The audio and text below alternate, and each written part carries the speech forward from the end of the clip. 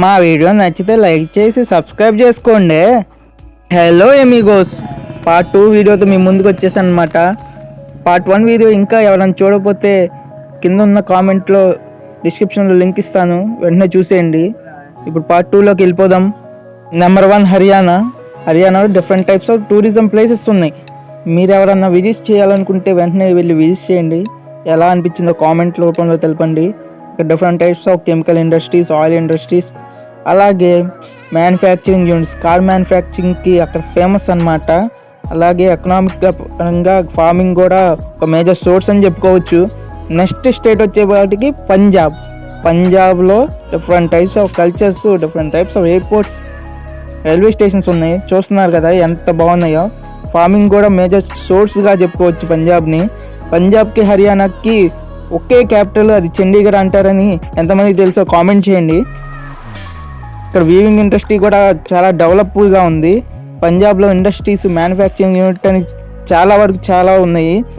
ఇక next state చూస్తే mineral రిసోర్సెస్కి కొలువుగా చెప్పుకోవచ్చు, అదే జార్ఖండ్లో different types of oil industries, different types of chemical industries, అలాగే manufacturing units, steel power industries, Jindal పేరు వినే ఉంటారు కదా, అలా అనమాట. Industries development, different types of minerals ఉన్నాయి. ఎకనామీ పరంగా డెవలప్డ్ స్టేట్గా చెప్పుకోవచ్చు. ఈసారి వీడియోలో కర్ణాటకని మిస్ అయ్యాయన్నమాట, సౌత్ ఇండియన్ స్టేట్లో. ఇప్పుడు కర్ణాటక గురించి చూసేద్దాం. కర్ణాటకలో కార్ మ్యానుఫ్యాక్చరింగ్ ఉంది, అలాగే railway stations, airports, different types of steel power and different types of industries ఉన్నాయి అన్నమాట. కర్ణాటకలో స్వర్ణకమలం ఎయిర్పోర్టు గురించి ఎంతమందికి తెలుసో కామెంట్ చేయండి. ఇక నెక్స్ట్ స్టేట్ చూస్తే ఉత్తరాఖండ్లో ఏముందిలే అనుకుంటారా? ఉత్తరాఖండ్ క్యాపిటల్ ఎంతమందికి తెలుసో కామెంట్ చేయండి. అలాగే ఉత్తరాఖండ్ వెళ్ళాలంటే అసలు వెళ్తారు రీజన్ ఎందుకంటే అసలు అక్కడ ఉంటాయి వాటర్ ఫాల్స్. అసలు చూడటానికి మన 2 కళ్ళు చాలన్నమాట చూడడానికి, కానీ మనం ఎక్స్ప్రెస్ చేయడానికి. అలా ఉండిద్ది, అంత బాగుండిద్ది వ్యూ అనేది.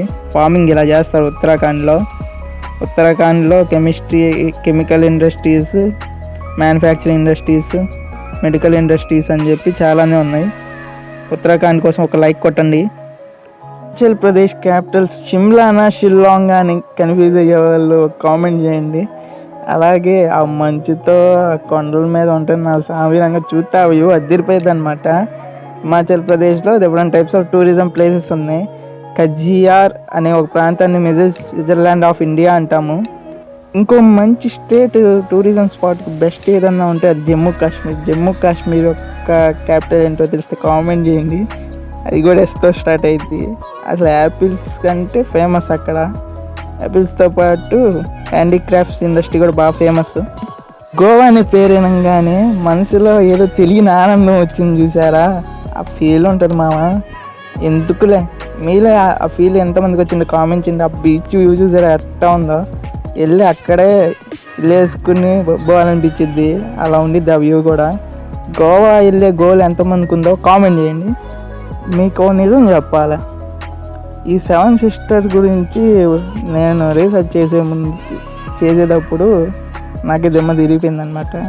ఫొటోస్ ఎదుగుతున్నప్పుడు 7 సిస్టర్కి 7 రూట్స్ ఉంటాయి అన్నమాట.